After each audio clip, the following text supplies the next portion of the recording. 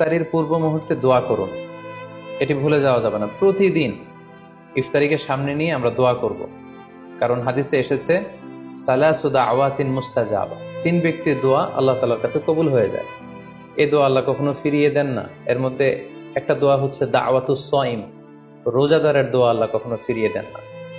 দাওয়াতুস সাইমি মাকবুল, এটা আল্লাহর কাছে কবুল হয়ে যায়।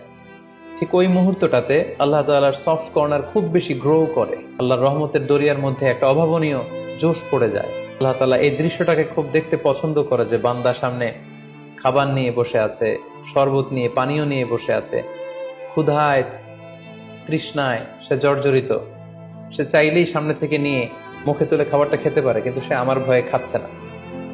তখন আল্লাহ তাআলা এই দৃশ্যটা দেখতে বড্ড পছন্দ করেন। ঠিক এই মুহূর্তে আপনি যখন বুদ্ধি করে আল্লাহ তাআলার কাছে চাইতে শুরু করবেন, কায়মনো বাক্যে চোখের পানি ছেড়ে, আপনি চাইতে দেরি হবে, এই দোয়া আল্লাহ তাআলার কাছে কবুল হতে দেরি হবে।